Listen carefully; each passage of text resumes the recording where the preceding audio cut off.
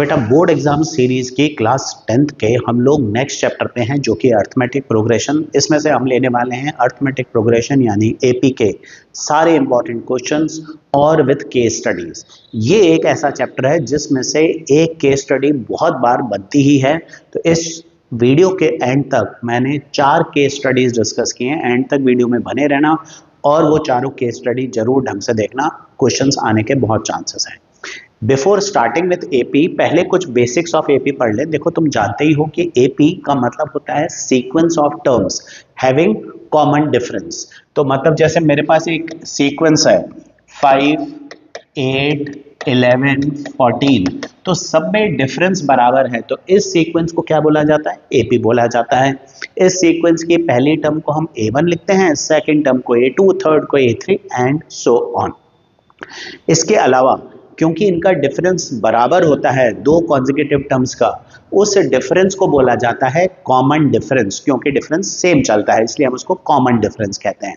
और पूरे चैप्टर में 2 बेसिक फॉर्मूले हैं जो कि हमें यूज करने हैं। पहला है जनरल टर्म ऑफ एपी, जिसे हम nth टर्म ऑफ एपी भी कहते हैं। इस फॉर्मूले की हेल्प से हम एपी की कोई सी भी टर्म निकाल सकते हैं। कोई सी भी टर्म का मतलब है एक एपी के अगर तुम्हें फर्स्ट टर्म और कॉमन डिफरेंस पता है तो तुम उसकी 5th, 6th, 100th कोई भी टर्म निकाल सकते हो इस फॉर्मूले से। फॉर्मूला क्या है भाई? nth टर्म का फॉर्मूला है an equals to a plus n minus 1d, यानी 4th टर्म निकालनी है तो a प्लस 3d आता है, 8th टर्म निकालनी है तो a प्लस 7d आता है एंड सो ऑन। दूसरा फॉर्मूला है sum of first n terms of AP. तो sum of first n terms of AP का फॉर्मूला होता है n upon 2 2a plus n minus 1d, जिसे हम n upon 2 a plus l या फिर a प्लस an भी लिखते हैं। ये सम के 2 फॉर्मूले हैं। पहला फॉर्मूला हम तब यूज करते हैं जब हमारे पास a, d और n तीनों होते हैं। दूसरा फॉर्मूला हम तब यूज करते हैं जब हमारे पास nth टर्म मतलब एपी की लास्ट टर्म भी हमें पता हो, तब ये सेकंड फॉर्मूला यूज करते हैं। तो ये 2 फॉर्मूले हैं जो कि हम पूरे चैप्टर में यूज करने वाले हैं। ठीक है, तो फटाफट कॉपी पेन अपना तैयार रखो और क्वेश्चन साथ साथ करते जाओ। मैं क्वेश्चंस लिखूं और साथ साथ तुम्हारा क्वेश्चन भी तैयार होना चाहिए। अगर नहीं आता फिर सॉल्यूशन देखकर नोट करते जाओ। तो सबसे पहला जो क्वेश्चन है ये एक बहुत इंपॉर्टेंट क्वेश्चन है, एमसीक्यूज में काफी बार पूछा गया है। तो मैं 3 नंबर दे दिए गए हैं, तीनों में k दे रखा है, k प्लस 2, 4k माइनस 6 और 3k माइनस 2। और वो कह रहा है कि अगर ये तीनों एपी में हैं तो फिर k निकालो। देखो एक सिंपल सी चीज इस क्वेश्चन के लिए ध्यान रखना, अगर कभी भी 3 number a, b, c AP में है तो तुम डायरेक्टली लिख सकते हो कि बीच वाले नंबर का double equal to first plus last number होता है। ऐसा क्यों? क्योंकि भाई देखो अगर a, b और c एपी में है तो डिफरेंस बराबर होगा। इसका डिफरेंस क्या आएगा? b माइनस a, इसका डिफरेंस क्या आएगा? c minus b। शिफ्टिंग करो तो 2b equal to a plus C आ जाता है। तो अगर कभी भी 3 नंबर एपी में है तो 2b equal to a plus C लगा दो, जहां पर a का मतलब पहला नंबर, b का मतलब दूसरा और c का मतलब तीसरा। तो यहाँ पर ये क्या है? a, ये क्या है? b और ये क्या है? c। तो 2 इंटू बी की जगह मैं लगाऊंगा 4k minus 6 equal to k plus 2 plus c की जगह 3k माइनस 2। तो इसको सॉल्व करते हैं, 8k minus 12 equals to 4k। We get 8k minus 4k equals to 12k निकल के आता है 3। तो k की वैल्यू 3 है। इसको रखकर ये तीनों एपी बन जाएंगे। तो ध्यान रखेंगे जब भी 3 नंबर एपी में है, कॉमन डिफरेंस निकालने की जगह पर सीधा twice of b equal to a plus C लगाओ, twice of middle term equal to first plus last term लगाओ। ये ज्यादा इजी रहता है क्योंकि जब तुम कॉमन डिफरेंस इक्वल करते हो ना तो माइनस साइन में कभी कभी गलती होने के चांसेस होते हैं। अब ये जो क्वेश्चन है ये भी प्रीवियस ईयर का क्वेश्चन है, जिसमें हमें एक एपी दे रखी है √7, √28 और √63 और तुम्हें बोला है इसकी 10th टर्म निकालो। पहले तो देखो ये एपी है तो कैसे है, देखो √28 को तुम क्या लिख सकते हो? रूट ऑफ 2 इंटू 2 इंटू 7, मतलब ये बन जाएगा 2√7, है ना? इजंट इट कि भाई 2 2 का 1 2 बाहर आ गया तो √28 को क्या लिखेंगे हम, 2√7, और √63 को इसी तरह मैं 3 × 7 लिखूं तो ये 3√7 बनता है। अब मुझे निकालनी है 10th टर्म, तो फर्स्ट टर्म मेरी क्या है, √7। कॉमन डिफरेंस कैसे निकालते हैं भाई, कॉमन डिफरेंस निकालते हैं a2 - a1, तो a2 - a1 क्या निकलेगा, 2√7 - √7, यानी कि ये भी √7 ही आ रहा है। अब मुझे निकालनी है 10th टर्म, फॉर्मूले के हिसाब से 10th टर्म होती है a + 9d by a + n-1d, तो 10 - 1 होता है 9, तो फर्स्ट टर्म क्या है, √7 प्लस 9 × d कितना है, √7, √7 प्लस 9√7 कितना हुआ, 10√7, मतलब तुम्हारी 10th टर्म है 10√7। अगर MCQ है और ऑप्शन में 10√7 नहीं है तो दूसरा ऑप्शन ये भी हो सकता है √700, क्योंकि 10 अंदर जाएगा तो 100 हो जाएगा, तो √700 भी सही है और 10√7 भी सही है। वैसे जब फाइनल आंसर लिखना है, MCQ नहीं है, तो ये लिखना चाहिए सिंप्लीफाई करके, वो नहीं। तो ये हमारा 10th टर्म निकल के आता है, ठीक है। अब नेक्स्ट क्वेश्चन को अगर मैं देखूं तो इसमें बोला है ratio of 10th term to 30th term is 1:3। वो कह रहा है कि एक एपी में 10th और 30th टर्म इसका रेशियो 1:3 है। तो भाई 10th टर्म ये, 30th टर्म ये, इसका रेशियो 1/3 है। तो जब भी कोई क्वेश्चन दे रखा है पहले नोट कर लो कि भाई क्या क्या दे रखा है। आगे क्या दे रखा है, sum of its first 6 terms is 42, मतलब S6 इज इक्वल्स टू 42। अब देखो इस एपी में ना तो तुम्हारे पास A है ना D है तुम्हारे पास, लेकिन दो कंडीशंस हैं। तुम्हें इन दो कंडीशंस को यूज करके A और D की दो इक्वेशंस बनानी होंगी। कैसे कि भाई जैसे यहाँ पर 10th और 30th टर्म है, तो 10th टर्म को तुम क्या लिखोगे, 10th टर्म को लिखोगे A + 9d upon 30th term को A + 29d। अगर मैं क्रॉस मल्टीप्लाई करता हूं तो 3A + 27d is equals to A + 29d। अब शिफ्टिंग करो, 3A - A 2A is equals to 29d - 27d 2d। अब 2 से 2 cancel, A is equals to D, ये निकल के आया, मेरी फर्स्ट इक्वेशन बन गई। अब नेक्स्ट तुम्हें दे रखा है S6 इज 42। S6 का मतलब है सम ऑफ फर्स्ट 6 टर्म्स। अब Sn का फॉर्मूला क्या होता है, n/2 2A + n-1 × D।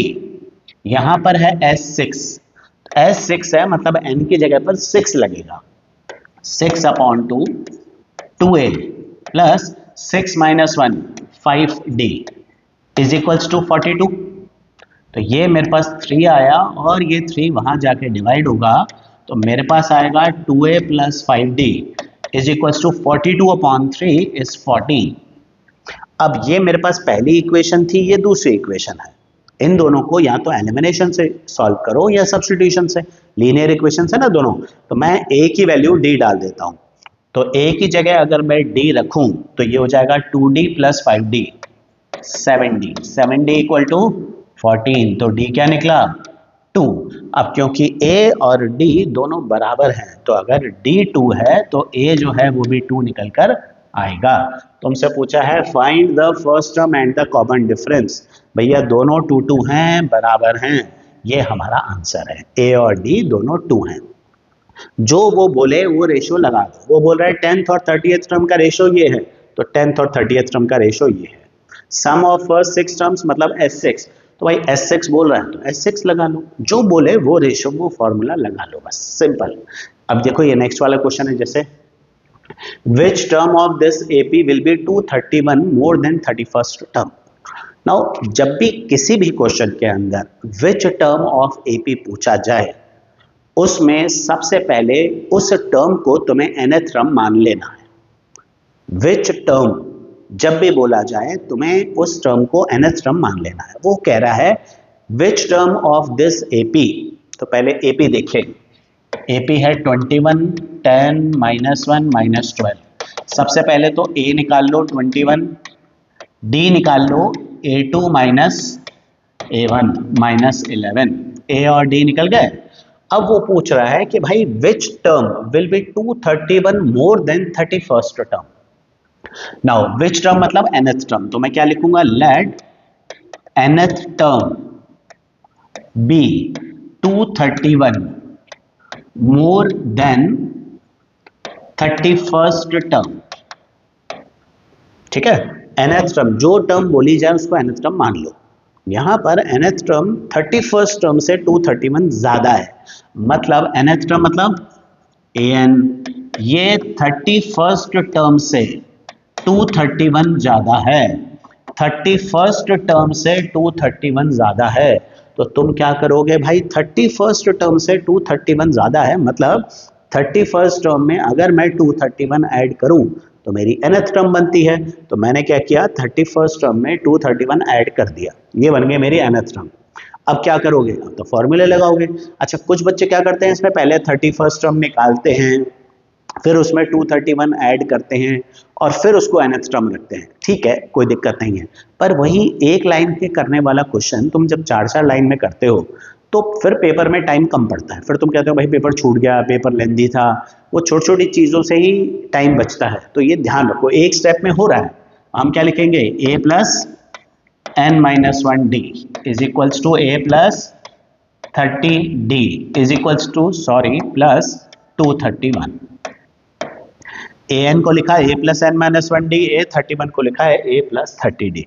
अभी a से a कट गया, ठीक है, ये तो खत्म।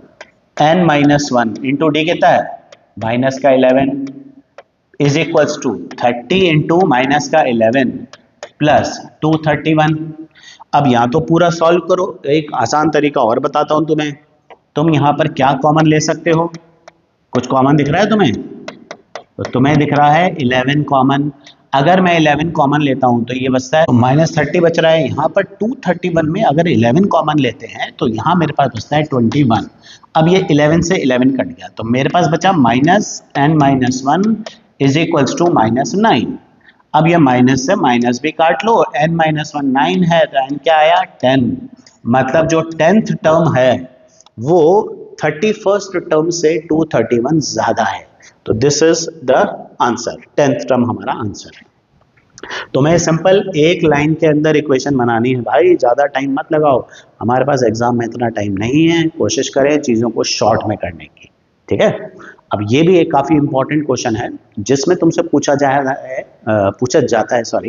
कि which term of this AP is the first negative term. देखो ये जो एपी है ना, ये एक डिक्रीजिंग एपी है। एपी क्या है, ये है 24, 23, 1/4, 22.5, है ना। अब a मेरा है 24, ये चलती जा रही है। d मेरा निकलेगा a2 माइनस a1, तो a2 माइनस a1 से निकालोगे तो सॉल्व करके एलसीएम लोगे तो माइनस 3/4 आ रहा है, दिख ही रहा है बेटा। 24 और 23 1/4, तो 1 और 1/4 में 3/4 कम हो गया है, तो माइनस का 3/4। अब विच term is the first negative term, मैंने क्या बोला, जब भी किसी क्वेश्चन बोले ना विच टर्म, तो तुम्हें सीधा सीधा क्या करना है, उसको nth टर्म मान लेना है। तो तुमसे बोला है which term is first negative term, तो तुम लिखोगे let nth term be first negative term of AP, nth term be first negative term of AP. ठीक है, अब देयरफॉर nth टर्म को क्या लिखेंगे, लेस देन 0। अब नेगेटिव टर्म को कैसे रिप्रेजेंट करते हैं, नेगेटिव टर्म्स वो होती हैं जो कि 0 से छोटी हैं, तो nth टर्म को क्या लिखेंगे, लेस देन 0। तो an इज लेस देन 0, इसको क्या लिखेंगे, 24 plus n minus 1 into minus 3/4 is less than 0। ये हमारी nth टर्म हो गई। अब इसको सॉल्व करना है, तो तुम इसको एलसीएम लेके टाइम वेस्ट मत करो, सीधा 24 को इधर ले जाते हैं। n minus 1 into minus 3/4 is less than minus 24।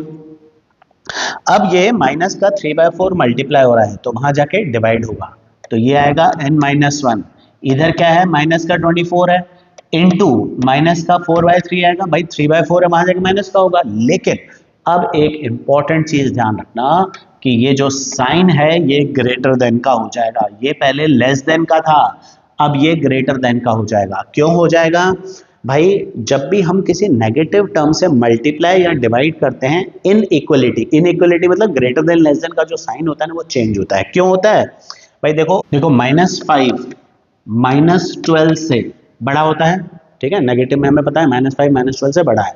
लेकिन जैसे ही मैं इनइक्वलिटी हटाऊंगा 5 जो है वो 12 से छोटा हो जाएगा, साइन चेंज हो गया।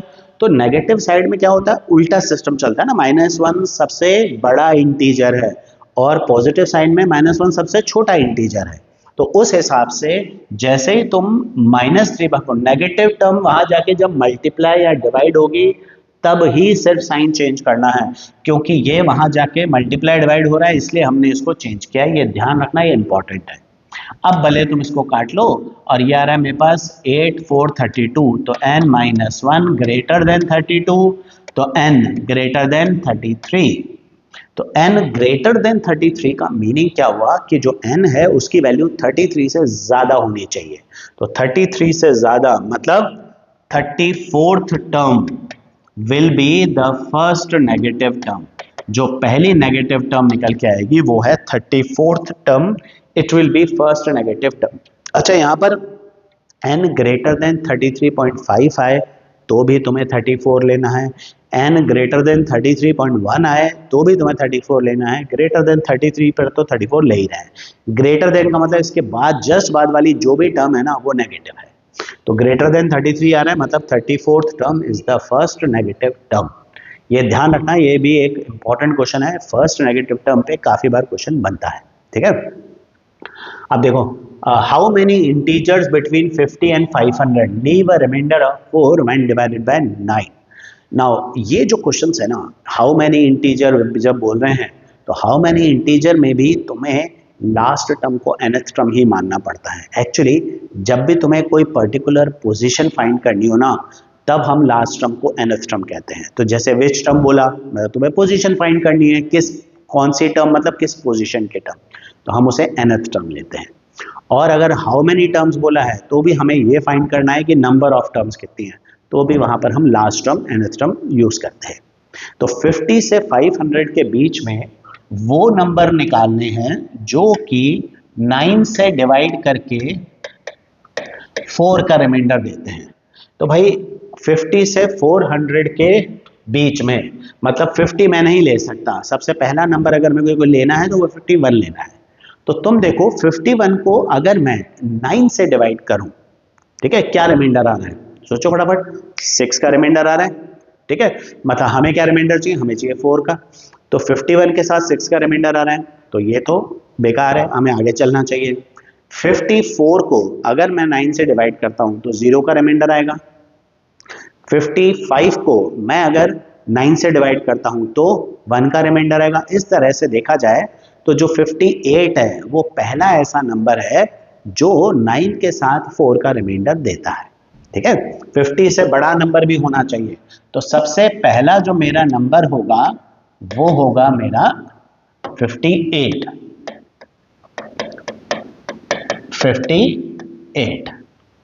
अगला नंबर +9 करते रहो क्योंकि 9 से डिविजिबिलिटी देख रहे हैं।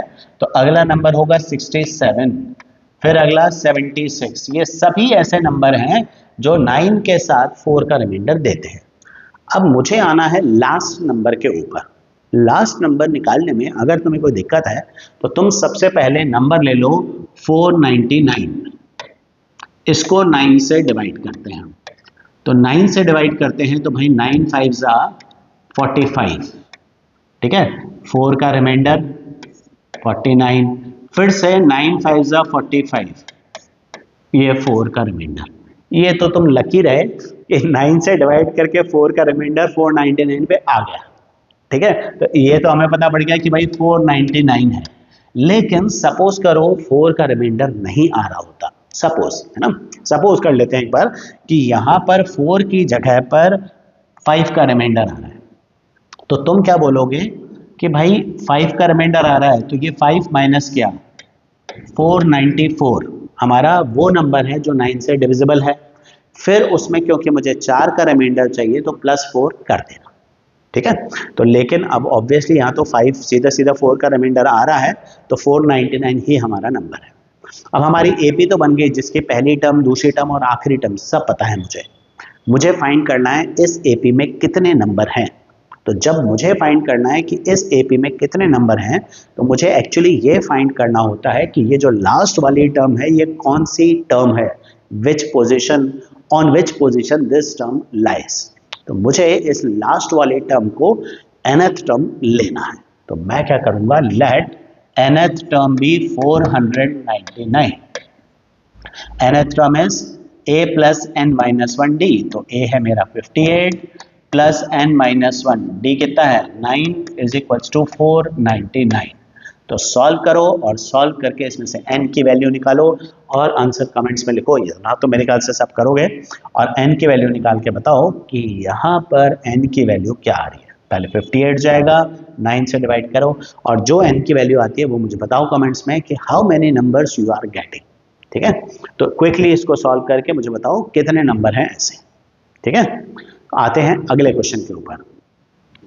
AP consist of 37 terms. ये भी बोर्ड एग्जाम का क्वेश्चन है, पिछले 4-5 साल के अंदर ही आया है ये भी, है ना, और काफी इंपॉर्टेंट क्वेश्चन है, अच्छा क्वेश्चन भी है ये, जिसमें बोला है कि एक AP में कितनी टर्म्स है भाई, 37 टर्म्स है, तो n है 37। ठीक है, sum of its last 3 terms is 330। Sum of last 3 terms, तो यहां पर सम ऑफ लास्ट 3 टर्म्स बोल रहा है ना, तो सम का फॉर्मूला नहीं लगाना है। सम का फॉर्मूला हम तभी लगाते हैं जब तुम्हें फर्स्ट 3 टर्म्स, फर्स्ट 10 टर्म्स का सम दे रखा हो। तो SN का फॉर्मूला जो होता है ना, वो होता है sum of first n terms of AP, not sum of NA terms नहीं होता, वो sum of first n terms होता है। तो लास्ट 3 टर्म्स में तुम सम का फॉर्मूला अभी इसमें नहीं लगाओगे, और 3 ही नंबर हैं, तो 3 नंबर के लिए तुम ये लिख सकते हो लास्ट 3 टर्म्स कौन सी हैं भाई, टोटल 37 टर्म है, मतलब आखिरी टर्म है 37, उसके पहले 36, उसके पहले 35, तो उसके accordingly 35th term plus 36th term plus 37th term, इन तीनों का सम 330 है, पहले आखिरी के तीनों टर्म। अब 35th टर्म को क्या लिखेंगे, a plus 34d plus a plus 35d plus a plus 36d, ये मेरी 3 टर्म्स है, इज इक्वल्स टू 330। अब अगर मैं इसको सॉल्व करता हूं तो मेरे पास आता है 3a plus 105d is equals to 330। Common लेकर डिवाइड कर लेते हैं, तो a प्लस 35d निकल के आता है 110, पहले इक्वेशन। अब सेकेंड इक्वेशन बनाने के लिए मुझे दे रखा है sum of its 3 middle terms is 177। अब यहां बात हो रही है मिडिल टर्म्स की। देखो n यानी कि नंबर ऑफ टर्म्स अगर तुम्हारी ऑड है तो कोई दिक्कत ही नहीं होती। अगर n ऑड है ना, तो ऑड में तो जो तुम्हारी मिडिल टर्म होती है ना, उसका फॉर्मूला होता है n प्लस 1/2th टर्म। इसका मतलब जैसे 37 टर्म्स हैं, तो 37 अगर टर्म्स हैं तो तुम्हारी जो मिडिल वाली टर्म आएगी वो आएगी 37 प्लस 1/2। अभी 37 प्लस 1/2 कितना हुआ, 19। तो जो तुम्हारी मिडिल टर्म है ना वो है 19th टर्म, मतलब 19th टर्म जो है वो बिल्कुल सेंटर में जो टर्म आ रही है वो है। ठीक है, तो मैं बोला है 3 मिडिल टर्म। 3 मिडिल टर्म मतलब एक इसके पहले और इसके बाद मिलाकर तीनों का सम कितना है, वो है 177। तो 3 मिडिल टर्म, पहले तो बताओ 19th टर्म मिडिल टर्म है, फिर लिखो कि भाई 18th टर्म, 19th टर्म और 20th टर्म, इन तीनों का सम 177 है। अब इसको सॉल्व करते हैं, a plus 17d plus a plus 18d plus a plus 19d is equals to 177। Again a plus a plus a 3a common ले लोगे तो a प्लस 18d बच जाएगा, है ना, तीनों को ऐड करोगे तो ये आ जाएगा इक्वल टू 177। अभी देखो 3 जाके डिवाइड करते हैं तो सेकेंड इक्वेशन बनी a plus 18d is equals to 59, ये बनी मेरी दूसरी इक्वेशन। अब मेरे पास 2 इक्वेशंस है, एक तो a प्लस 35d 110 आया था, दूसरा a प्लस 18d 59 आया है। अब अगर मैं दोनों को सब्ट्रैक्ट करता हूं तो मुझे मिलता है 17d इज इक्वल्स टू 51, यानी कि d निकल के आ रहा है 3, और जैसे ही मैं d की वैल्यू 3 इसमें पुट करता हूं, a निकल के आता है मेरा 5, है ना। ये सॉल्व अपने आप करोगे तो a की वैल्यू 5 है और d हमारा 3 है। अब पूछा क्या गया है तुमसे, पूछा गया है फाइंड द AP। तो भाई पहली टर्म है 5, फिर कॉमन डिफरेंस 3 का है, तो 3 ऐड करते जाओ, ये मेरी AP बनेगी। This is my required AP। अब बात कर रहे थे मिडिल टर्म की, तो देखो मिडिल टर्म की जब मैं बात कर रहा हूं ना, तो अगर n ऑड है, ठीक है, अगर n ऑड है तो फिर मिडिल टर्म हमारे पास एक ही होती है, वो होती है n+1/2th टर्म। जैसे यहाँ 37 टर्म्स थी n, तो 37 + 1/2 19th टर्म जो है वो इसकी एक मिडिल टर्म थी। 3 मिडिल टर्म का मतलब था एक आगे एक पीछे और लेनी थी। और अगर सपोज n इवन है, तो फिर इवन नंबर में क्या होता है, एक मिडिल टर्म नहीं होती, हमारे पास 2 मिडिल टर्म होती हैं। तो हम जो मिडिल टर्म नहीं लिखते, हम लिखते हैं मिडिल टर्म्स। कौन कौन सी मिडिल टर्म्स होती हैं भाई, ये होती है एक तो n/2th टर्म,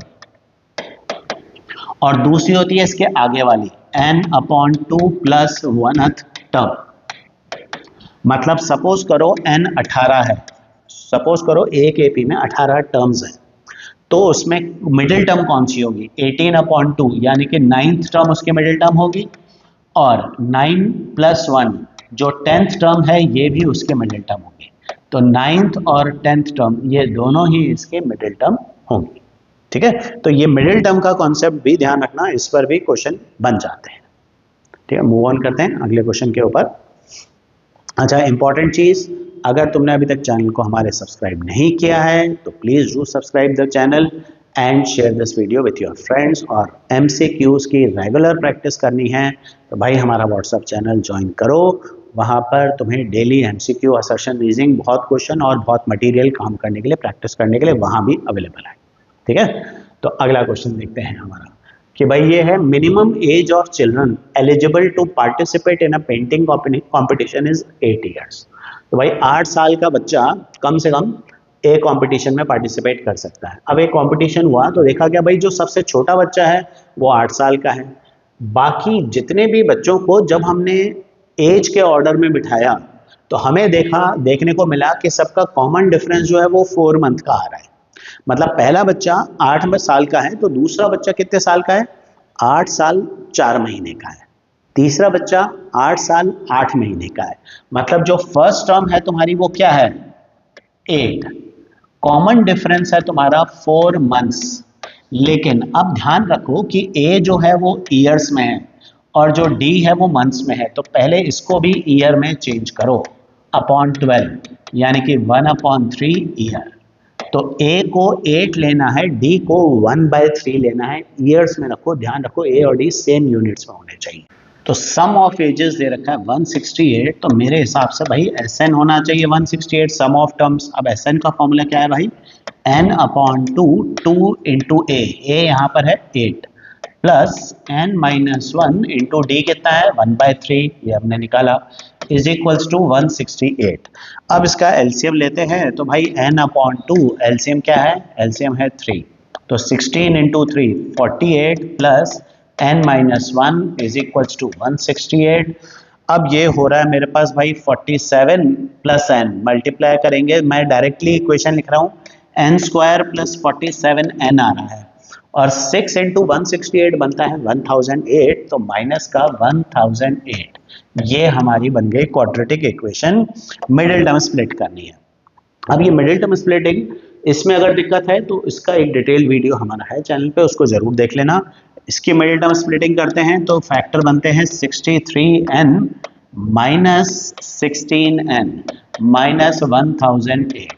तो सॉल्व करके n की वैल्यू आती है हमारे पास माइनस का 63, है ना। मिडिल टर्म स्प्लिट तो आई होप आती ही होगी सबको, फिर भी कर लेते हैं, कॉमन लेते हैं, इसमें भी कॉमन ले लेते हैं, तो हमारे जो फैक्टर निकल के आते हैं n + 63 और n - 16। तो n की वैल्यू क्या आई, माइनस का 63, नॉट पॉसिबल, n की वैल्यू 16।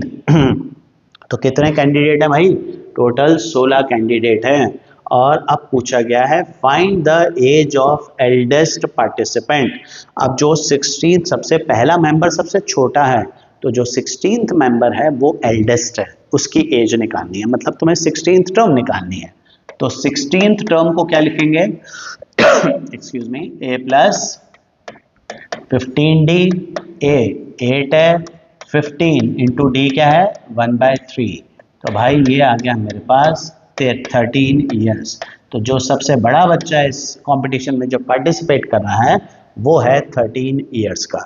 इस क्वेश्चन में देखो इंपॉर्टेंट क्या था, सबसे इंपॉर्टेंट चीज यही थी कि जो कॉमन डिफरेंस है ना उसको ईयर में चेंज करो। ऐसा जरूरी नहीं है इसको ईयर में चेंज करो, तुम इसे भी मंथ में चेंज कर सकते थे, कोई प्रॉब्लम नहीं थी। तो you could have changed 8 years into months also, लेकिन फिर 168 को भी मंथ में चेंज करना पड़ता, लेंदी हो जाता, इसलिए हमने ईयर से किया इसको। तो ये n आ गया 16, मतलब 16 मेंबर्स हैं। अगर सपोज तुमसे पूछा होता भाई कितने मेंबर हैं, तो तुम बताओगे 16 मेंबर्स हैं। और अगर कहता है कि लास्ट मेंबर जो सबसे बड़ा मेंबर है उसकी एज निकालो, तो तुम्हें 16th टर्म ही निकालनी है। ठीक है, तो अब जो अगला क्वेश्चन है ना, ये भी बोर्ड में आया हुआ है, PYQ है ये, और एक बड़ा ही इंटरेस्टिंग क्वेश्चन है जिसमें दे रखा है एक AP की फर्स्ट टर्म है A, और जो सेकेंड टर्म है वो है B, A1 है A, A2 जो है ये है B, और जो nth टर्म है लास्ट टर्म वो है C। अब वो कह रहा है कि भाई सम ऑफ ऑल टर्म्स ये निकलेगा, हमें शो करना है। ये सम ऑफ ऑल टर्म्स मतलब SN ये निकल के आएगा, ये हमें दिखाना है। ठीक है, यहां पर तुम देखो, अगर मैं बात करूं AP की, तो कॉमन डिफरेंस कितना निकलता है, A2 माइनस A1, मतलब कॉमन डिफरेंस है B माइनस A। तो A पता पड़ गया, D पता पड़ गया, दूसरा क्या निकालना है N। तो N मैं यहां से निकालूंगा, A plus N minus 1D is equals to C है। तो N माइनस 1 इंटू D क्या निकला है B minus A is equal to, ये प्लस का A वहां जाके माइनस हो गया, C माइनस A। तो n माइनस 1 निकला C minus A upon B minus A। अब n निकालना है, तो ये जो माइनस का 1 है ये यहाँ जाके +1 करेंगे, वहां पे +1 जाएगा तो एलसीएम में जाएगा वो, तो एलसीएम निकालते हैं इसका। एलसीएम क्या आएगा B माइनस A, ये आएगा C minus A plus B minus A। तो ये बन के आता है B plus C minus 2A upon B minus A, ये हमारा n निकल के आता है। तो n निकालना थोड़ा सा इंटरेस्टिंग। अच्छा, ये तुम देखो जो प्रूव करना है ना उसमें भी B plus C minus 2 upon B minus A है, मतलब हम लोग बिल्कुल सही डायरेक्शन में जा रहे हैं। तो ये निकल गया n, मतलब ये नंबर ऑफ टर्म्स है। अब बोला गया था SN निकालो। अब SN का फॉर्मूला मैं लगाऊंगा n upon 2 A plus AN। अभी A प्लस AN क्यों लगा रहा हूं, क्योंकि इसमें मुझे लास्ट टर्म दे रखी है।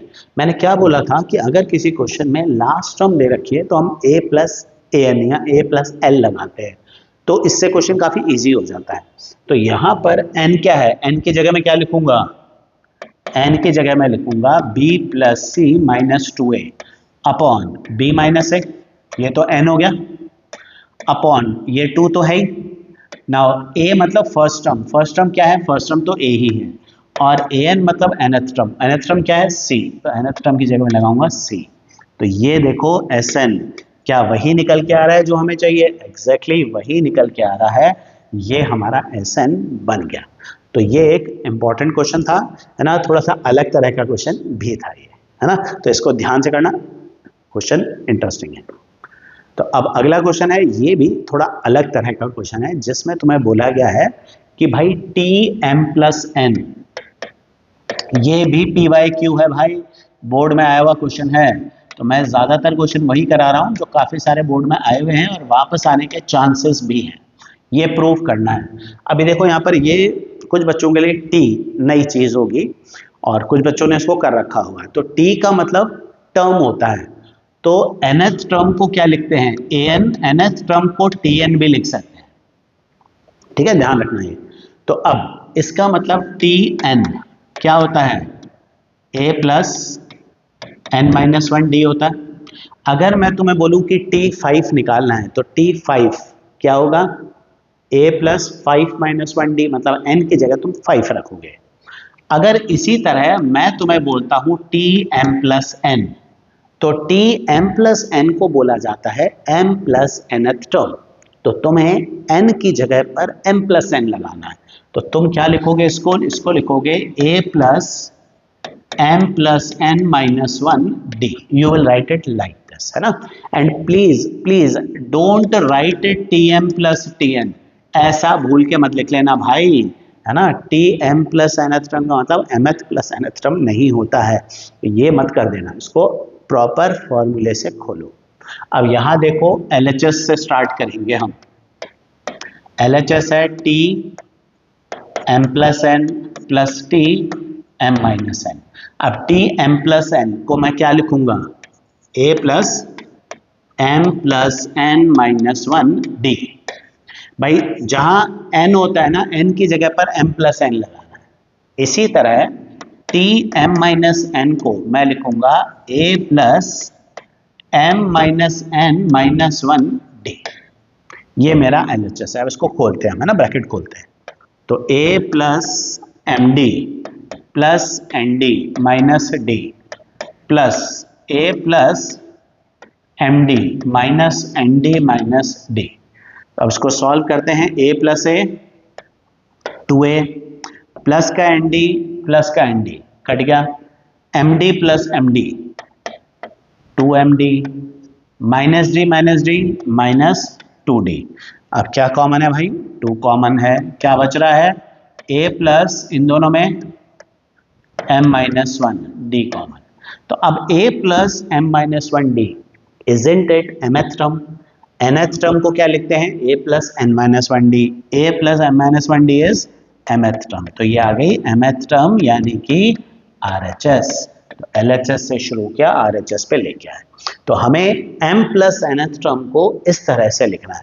तो अगर किसी क्वेश्चन में बोलते हैं ना m प्लस nth टर्म, तो understand m plus nth term का मतलब है a plus m plus n minus 1 d and expand it properly expand करो। इंपॉर्टेंट है क्वेश्चन, बोर्ड एग्जाम में ये क्वेश्चन पूछा जा चुका है ना, ध्यान रखना, अच्छा क्वेश्चन है ये। अगले क्वेश्चन पे आते हैं। ये है हमारा, ये क्वेश्चन 2020 19 के अंदर आया है, 5-6 साल पहले आया है, बट स्टिल आज भी ये रिलेवेंट है ना, और काफी इंपॉर्टेंट भी है क्वेश्चन। वो कह रहा है 32 के 4 पार्ट्स करो। देखो जब भी एपी में हमारे पास 4 नंबर हैं और तुम्हारे पास उन चारों नंबर का सम है, तो उन चारों नंबर को वैसे नॉर्मली अगर एक एपी में 4 नंबर है तो क्या लोगे तुम, पहला नंबर ए लेते हो, दूसरा ए प्लस डी, तीसरा ए प्लस 2d, ए प्लस 3d ऐसे लेते हो। लेकिन अगर तुम इसको थोड़ा सा आसान करना चाहते हो तो उन नंबर्स को a minus 3d, a minus d, a plus d और a प्लस 3d ले लो। लेकिन ये तभी करना जब तुम्हारे पास उन चारों नंबर्स का सम हो। अगर उनका चारों का सम है तभी ऐसा करना, वरना भाई मत करना इसको, ठीक है। हर किसी क्वेश्चन में मत लगा देना। तो अगर किसी क्वेश्चन में सम नहीं दे रखा ना तो ये मत लगाओ, तो फिर सीधे सीधे a प्लस डी अपने सिस्टम से चलते रहो। यहां पर तुम्हें बोला है कि 32 के 4 पार्ट्स करने हैं। ये हमारे 4 पार्ट्स हैं, मतलब ये चारों मिलकर क्या बनाएंगे, 32 बनाएंगे। अब देखो क्यों किया था ऐसा, क्लियर हो गया होगा ना तुम्हारे पास कि देखो d से d कट गया, 3d से 3d कट गया, तो 4a इक्वल टू 32 आ गया और a निकल के आया 8। तो एक बार में a निकल के आ गया, ये तुम्हारे लिए कन्वीनियंस थी। लेकिन a निकल के आ गया, यहाँ एक चीज और ध्यान रखने की है कि फर्स्ट टर्म a नहीं होती, क्योंकि हमने AP a माइनस 3d से शुरू की है। तो जो फर्स्ट टर्म है वो a माइनस 3d है, a तो इस AP में है ही नहीं, ठीक है, टर्म ही नहीं है। तो अगर तुम्हारे पास किसी एपी में 4 टर्म्स हैं तो उनको a minus 3d, a minus d, a plus d और a प्लस 3d लेना है। एक्चुअली टर्म्स ऐसी लेनी है कि जिनमें d कट जाए, डिफरेंस बराबर भी रहे और d कट जाए। इसका थोड़ा सा ब्रीफ अभी मैं आगे और बता देता हूँ। तो अब यहाँ पर a हो गया, d अब हो गया कि भाई such that product of extremes, extremes मतलब फर्स्ट और last, to the product of means मतलब बीच वाले दोनों। तो प्रोडक्ट ऑफ एक्सट्रीम्स ये दोनों, to the product of means ये दोनों, टू द मतलब रेशो वो कह रहा है कि भाई इनका रेशो 7/15 है। अब 7/15 इसका रेशो है, तो उसको सॉल्व करते हैं। A square minus 9d², x minus y x plus y की आइडेंटिटी लगा रहा हूँ, और नीचे a square minus d² equal to 7/15। A की वैल्यू क्या निकली है? ए निकला है 8, तो 8 का स्क्वायर हुआ 64 माइनस 9d² इक्वल टू 7/15, और नीचे 64 minus d² equal to this. तो एक बार इसको क्रॉस मल्टीप्लाई करके क्विकली सॉल्व करो और मुझे बताओ कि भाई d कितना आ रहा है। क्विकली एक बार इसको कॉपी में सॉल्व करो, देखो कितना आ रहा है। वैसे इसको शॉर्टकट करके बताऊँ क्या तुम्हारे को? चलो इसका एक शॉर्टकट करते हैं अपन। 64 minus 9d² into 15 is equals to 7 into 64 minus d²। अब ये कितना हुआ?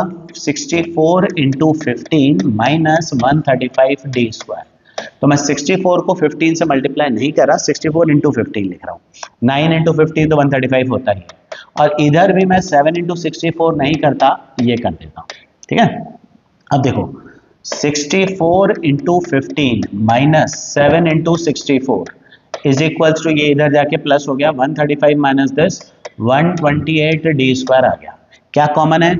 64, और क्या बचेगा ब्रैकेट में? 15 माइनस 7 यानी कि 8 इक्वल टू 128 d²। अब इसको भी मल्टीप्लाई नहीं करना तुम्हें, तो d² कितना आया? 64 इंटू 8/128, ये 2 ये 4, तो d² निकला है 4।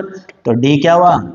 d² 4 है, तो d इज 2 नहीं, प्लस माइनस 2। परफेक्ट स्क्वायर है, 2 और -2 दोनों का स्क्वायर 4 होता है, तो d की वैल्यू निकली +2 और -2। अब मेरे जो नंबर्स हैं ना, वो मेरे नंबर्स हैं a + 3d। सबसे पहला मैंने a - 3d लिया था, a - d, a + d और a + 3d। a क्या निकला है? 8, और d क्या निकला है? 2, है ना। तो मैं यहाँ वैल्यू पुट करूँ, 8 - 3 इंटू 2, 2 निकला है। 8 - 2 ये क्या निकला? 6, 8 + 2 10, और 2 6 10, मतलब 14 आ जाएगा। एक ये पॉसिबिलिटी है। दूसरी पॉसिबिलिटी है कि अगर मैं a को 8 लूँ और d को -2 लूँ। भाई d को +2 -2 दो बार लेना है, तो दो केसेस से सॉल्व करना है। तो दूसरी बार मैं d को -2 लेता हूँ, तो ये जो मेरी टर्म आएंगी वो आएगी 14, a की जगह 8 -3 इंटू -2, तो ये निकल के आएगा 14, ये 10, ये 6 और ये 2। तो मतलब मेरी AP के 4 नंबर कौन कौन से हैं? तो मैं लिखूंगा मेरे नंबर हैं 2 6 10 14 और 14 10 6 2। या तो 2 6 10 14 है, 14 10 6 2 है। तुम बोलोगे सेम ही तो नंबर है, पर सेम नंबर है पर AP डिफरेंट है। फर्स्ट AP में कॉमन डिफरेंस पॉजिटिव चल रहा है, सेकंड AP में कॉमन डिफरेंस नेगेटिव चल रहा है। तो ये अलग अलग AP हैं, दोनों AP निकाल के देनी होंगी। ठीक है, तो जब भी इस तरह का क्वेश्चन आए कि भाई 3 नंबर AP में हैं, तो तुम 3 नंबर AP में हैं तो a - d, a और a + d लोगे। 4 नंबर हैं तो फिर a - 3d, a - d, a + d और a + 3d लोगे। लेकिन ये तभी करेंगे बेटा जब तुम्हें इन 3 या 4 नंबर का सम पता हो। जैसे इस क्वेश्चन में 32 चारों नंबर का सम दे रखा था, तो हमने ये लिया। अगर नहीं है सम तो तुम simple a + d, a + 2d low. Do it this way. ठीक है, ये ध्यान रख लेना, ये तभी यूज करना है जब 3 नंबर हमारे पास हैं और उनका सम नोन है ना। ऐसा करना वैसे जरूरी नहीं होता, पर इससे काफी मेहनत बच जाती है हमारी। तो आते हैं हम अपने अगले क्वेश्चन पे, जो कि है कि भाई एक AP का सम ऑफ n टर्म्स का फॉर्मूला है 4n - n²। अब वो कह रहा है कि अगर ये सम ऑफ n टर्म्स है, जो कि हमने n के टर्म्स में निकाल रखा है, तो AP बनाओ या nth टर्म निकालो, ऐसा कुछ भी दे सकते हैं। AP बन गई तो nth टर्म भी आ जाएगी। तो Sn है 4n - n²। ऐसे क्वेश्चन में जहां भी Sn या An क्वेश्चन में दे रखा है इन टर्म्स ऑफ n, तो हमें उसमें n की वैल्यू रखनी होती है। कैसे? सबसे पहले मैं n की वैल्यू रखूंगा 1, तो जैसे ही मैं n की जगह 1 रखता हूं तो S1 कितना बना, 4 इंटू 1 माइनस 1 स्क्वायर 3। फिर मैं n की जगह रखूंगा 2, तो ये निकला S2 4 इंटू 2 माइनस 2 स्क्वायर, तो 8 माइनस 2 ये हो गया 4। फिर मैं n की जगह रखूंगा 3, तो S3 ये निकल के आएगा 4 इंटू 3 माइनस 3 स्क्वायर, 12 माइनस 9 3। अब तुम कहोगे ये तो AP नहीं बन रही, बननी चाहिए भी नहीं। क्यों नहीं बननी चाहिए, क्योंकि ये S1 S2 S3 है, ये A1 A2 A3 नहीं है। ठीक है, अब A1 A2 A3 तुम्हें निकालना होगा। देखो Sn का मतलब क्या होता है, Sn का मतलब होता है sum of first n terms of AP। तो इस हिसाब से S1 का मीनिंग क्या होगा, sum of first term of AP।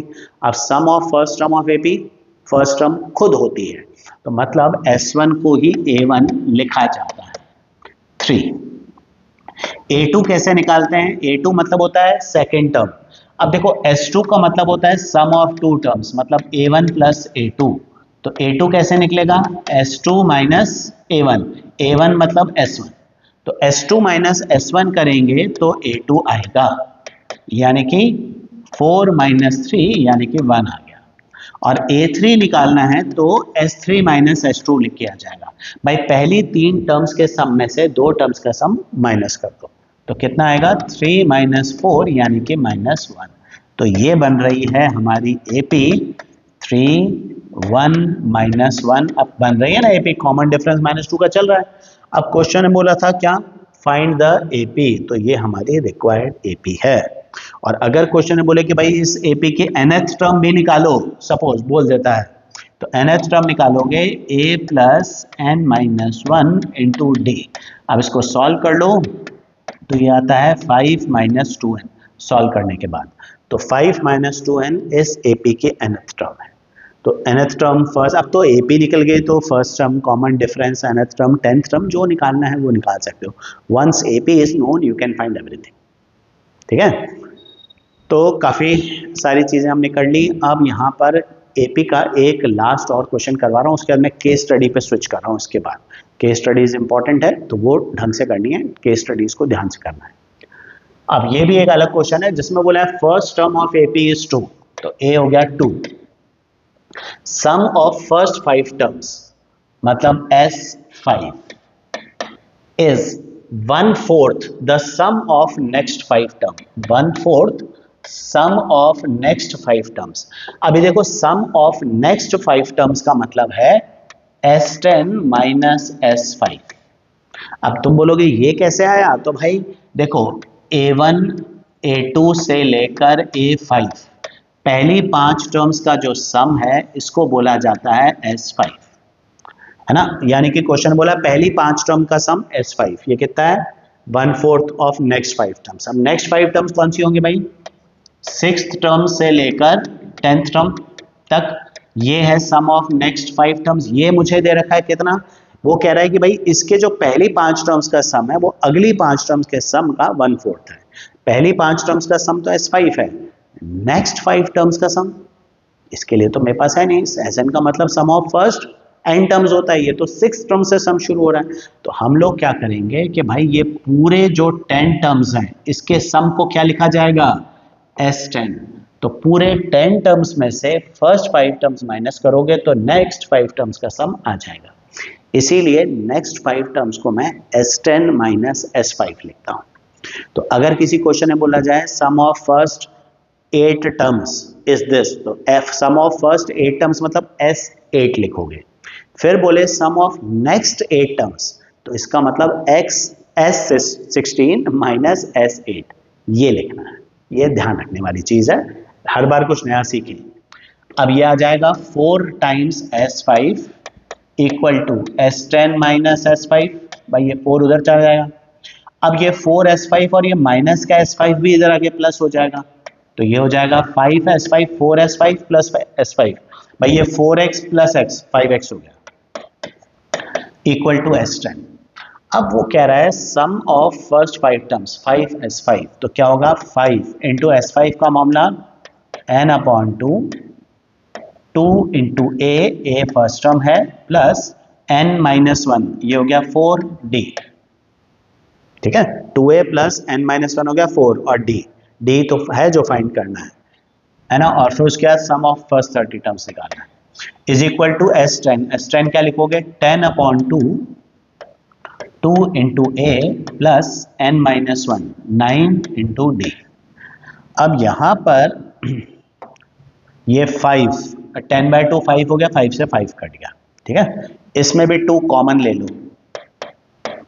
तो मेरे पास बचेगा 2 plus 2d is equals to 4 plus 9d बचा हुआ है, ये 2 से 2 कट गया, अब तुम d निकाल सकते हो, तो भाई ये आया 10 plus 10d equal to 4 plus 9d, shifting करो तो शिफ्टिंग करके d निकल के आता है तुम्हारा माइनस का 6, तो d आ रहा है -6। अब पूछा क्या जा रहा है भाई, वो कह रहा है find sum of first 30 terms, तो a तुम्हें पता है, d तुम्हें पता है, तो सम ऑफ फर्स्ट 60 टर्म्स ये अब तुम निकाल सकते हो, निकालो, इसका आंसर कमेंट्स में लिखो, है ना। हम स्टार्ट करते हैं केस स्टडीज, और मुझे बताओ जरा क्विकली सॉल्व करके कि S60 कितना आ रहा है ना, 60/2 2a प्लस 59d।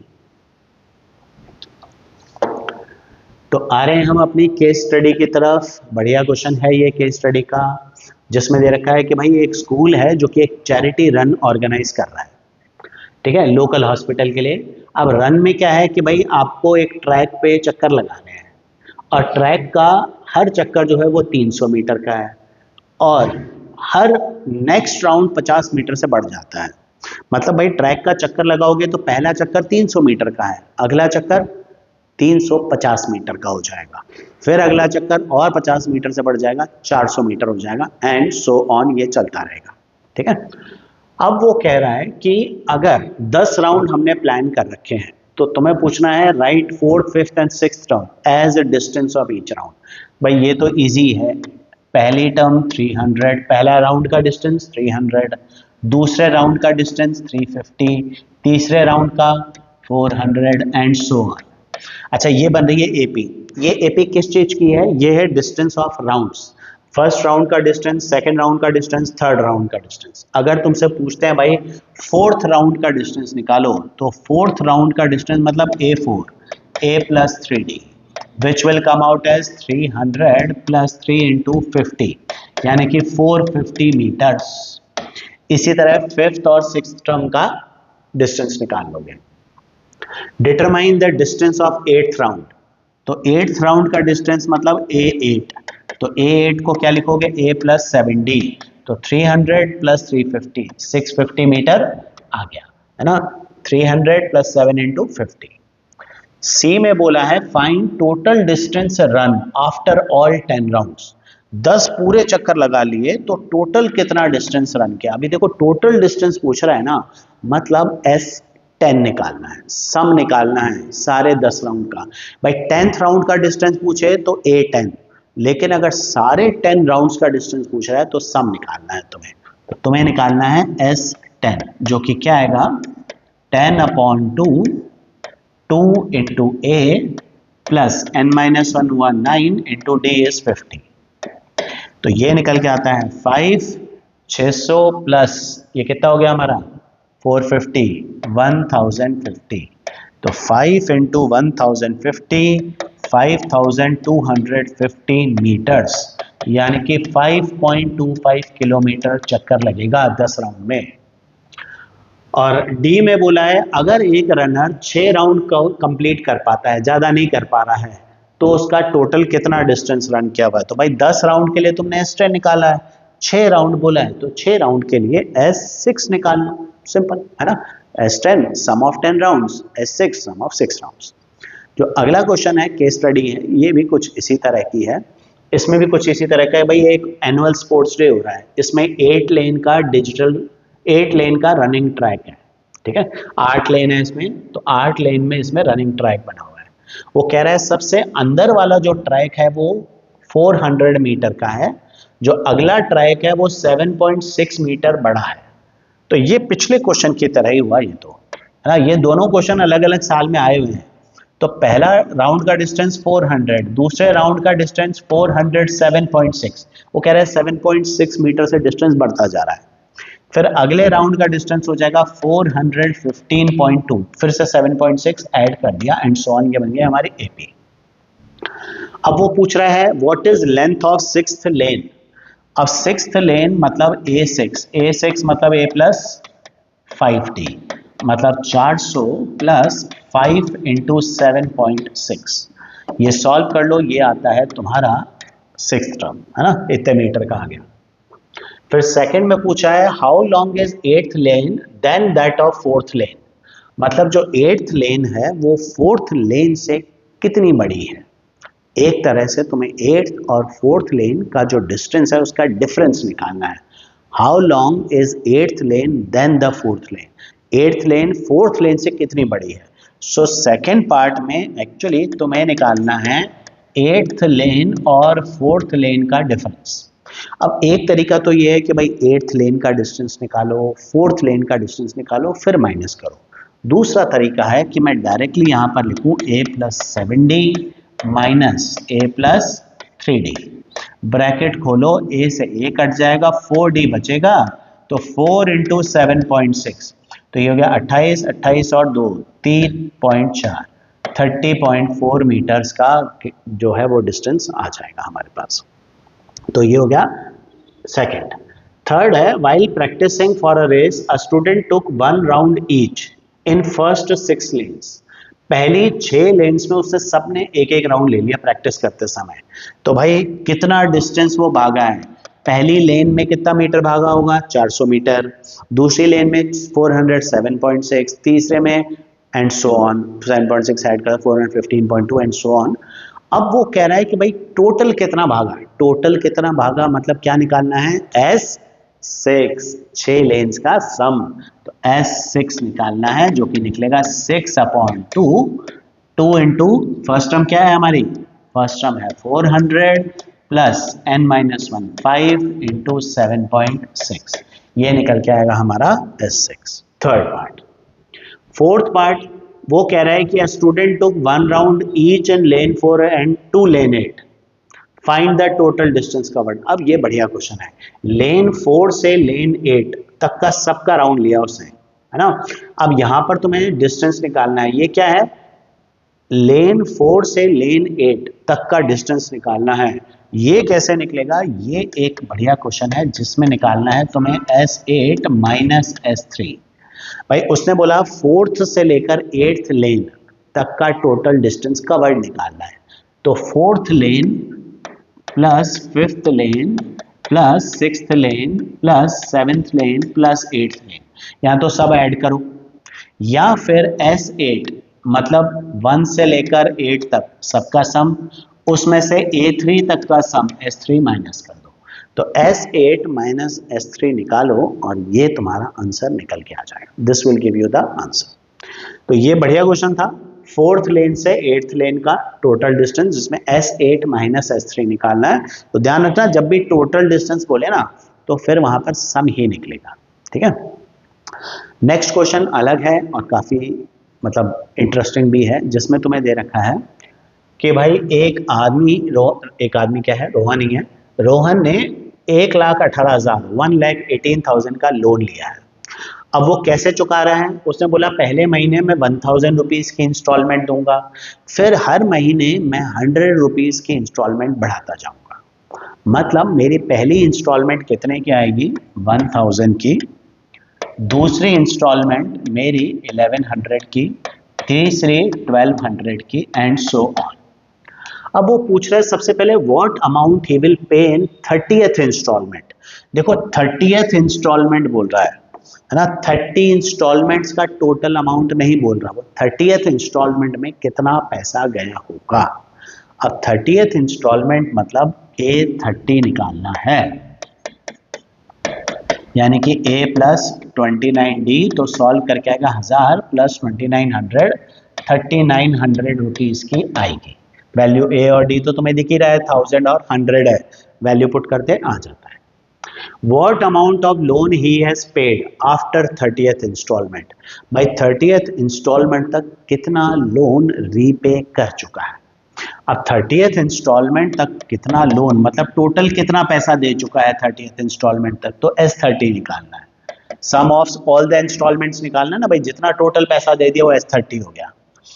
30/2 और A प्लस A30, क्योंकि 30th इंस्टॉल टर्म मैं ऑलरेडी निकाल चुका हूँ, तो 15 इंटू 1000 प्लस 3900, तो भाई कितना पैसा दे चुका, ये हम कैलकुलेट कर लेते हैं। 4900 इंटू 15, 73,500 दे चुका है 30 इंस्टॉलमेंट तक।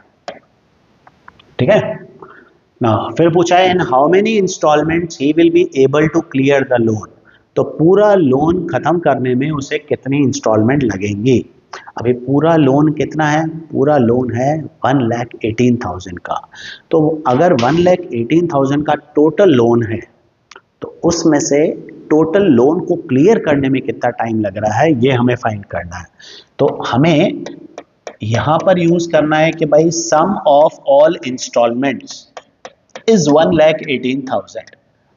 ये सम ऑफ ऑल इंस्टॉलमेंट्स क्या होगा, n/2 2 into 1000 plus n-1 into d कितना है 100 इज इक्वल्स टू 1,18,000। इजी करने के लिए मैं 100 कॉमन ले लेता हूं और वहां जाके डिवाइड कर देता हूं।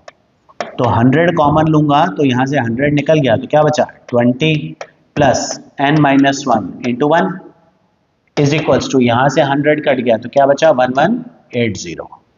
अब इसको सॉल्व करते हैं, n 2 भी वहां ले जाते हैं, तो ये हो गया n into 19 plus n is equals to 2360।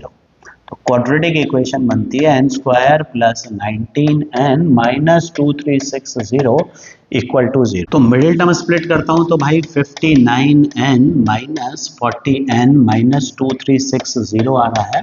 Factor बना लो तो n की वैल्यू एक माइनस 59 आएगी, कॉमन लेने के बाद एक आएगी 40, तो 40 इंस्टॉलमेंट में पूरा लोन उतर जाएगा।